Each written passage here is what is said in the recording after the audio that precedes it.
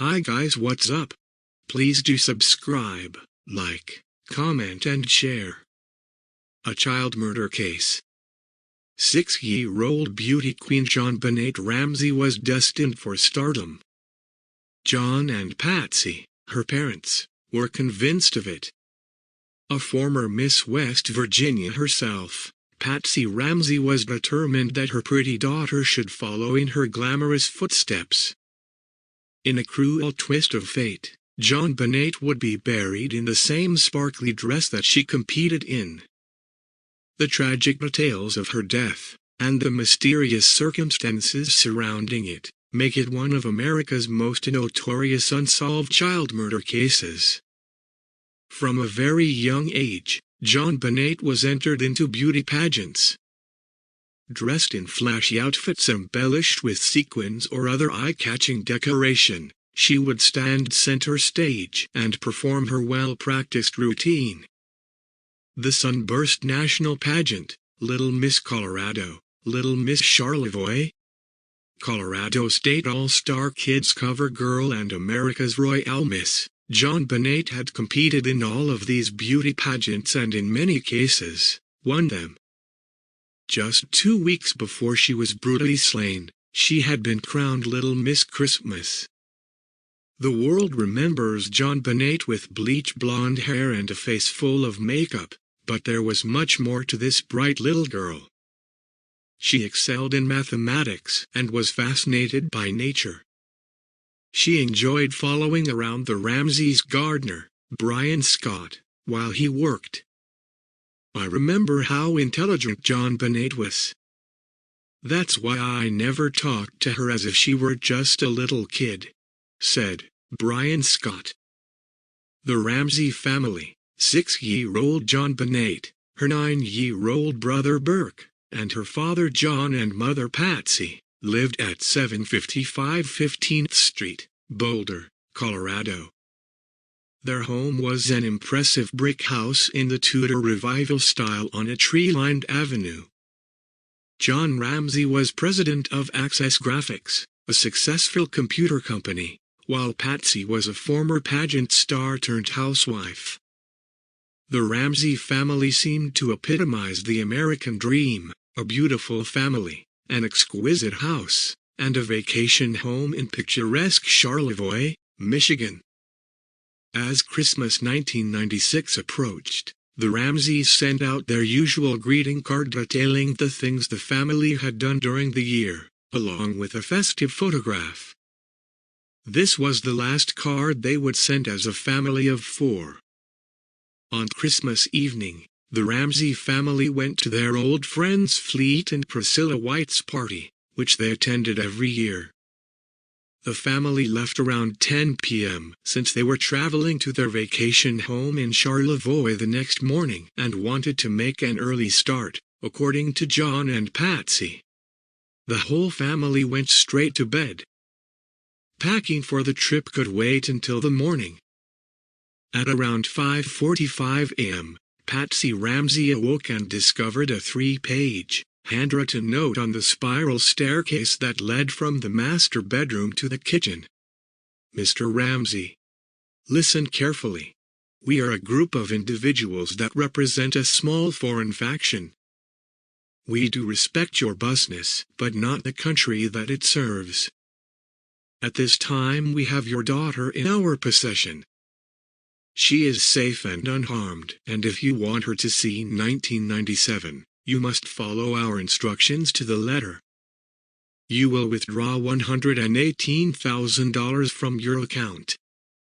$100,000 will be in $100 bills, and the remaining $18,000 in $20 bills. Make sure that you bring an adequate size attaché to the bank. When you get home you will put the money in a brown paper bag. I will call you between 8 and 10 a.m. tomorrow to instruct you on delivery. The delivery will be exhausting, so I advise you to be rested. If we monitor you getting the money early, we might call you early to arrange an earlier delivery of the money and hence earlier delivery pickup of your daughter. Any deviation of my instructions will result in the immediate execution of your daughter. You will also be denied her remains for proper burial. The two gentlemen watching over your daughter do not particularly like you, so I advise you not to provoke them. Speaking to anyone about your situation, such as police, FBI, etc., will result in your daughter being beheaded. If we catch you talking to a stray dog, she dies. If you alert bank authorities, she dies. If the money is in any way marked or tampered with, she dies. You will be scanned for electronic devices, and if any are found, she dies. You can try to deceive us, but be warned that we are familiar with law enforcement countermeasures and tactics. You stand a 99% chance of killing your daughter if you try to outsmart us. Follow our instructions, and you stand a 100% chance of getting her back. You and your family are under constant scrutiny as well as the authorities.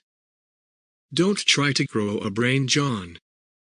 You are not the only fat cat around, so don't think that killing will be difficult.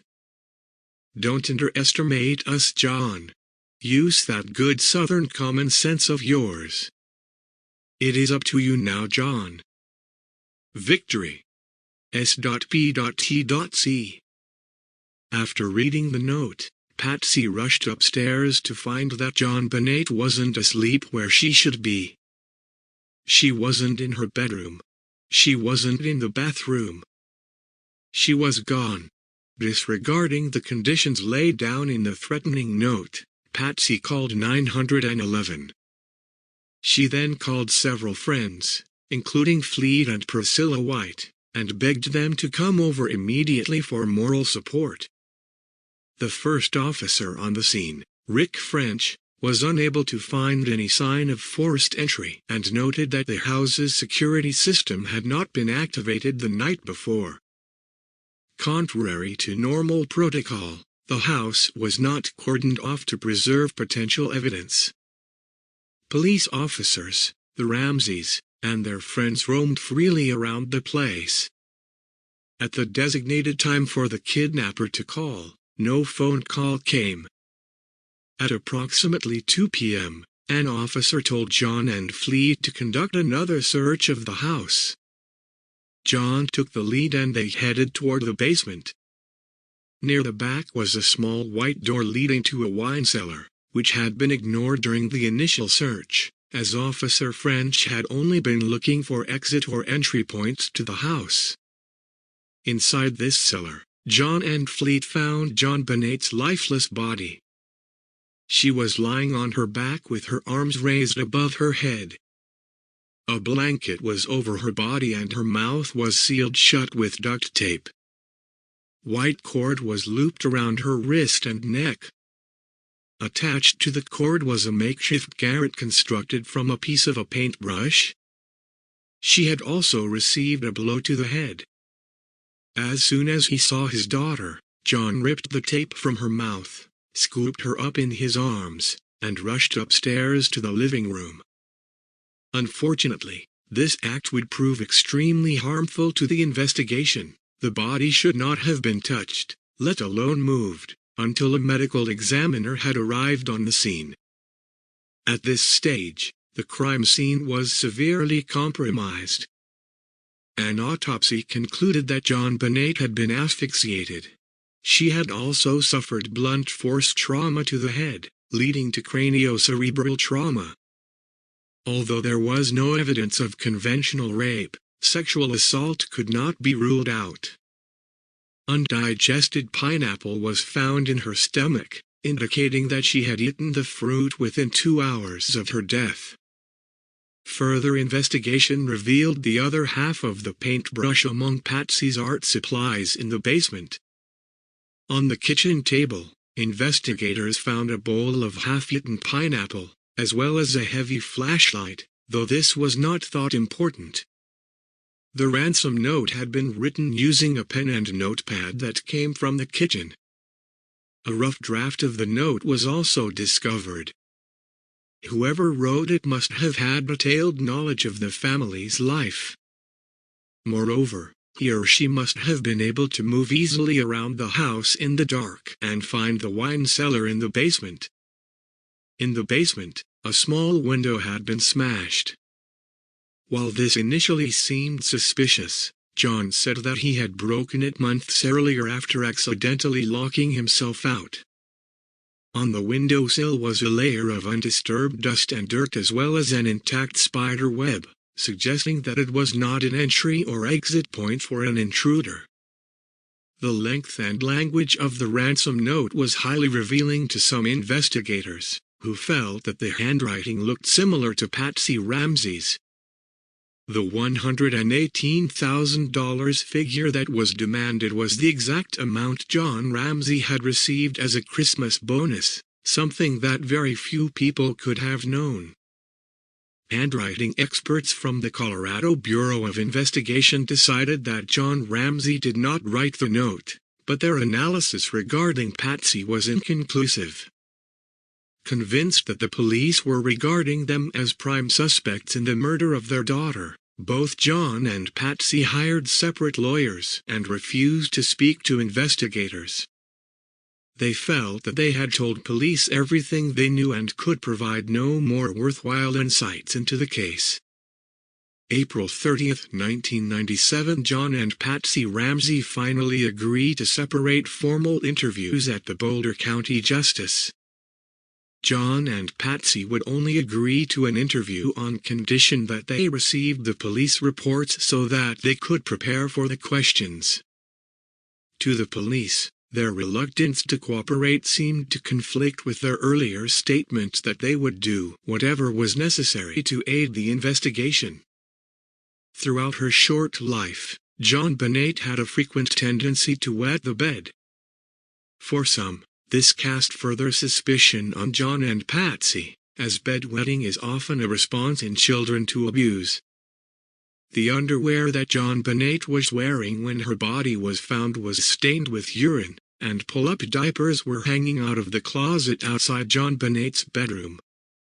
A theory circulated that Patsy accidentally killed JonBenét in a fit of rage following a bedwetting accident, causing Patsy to scoff.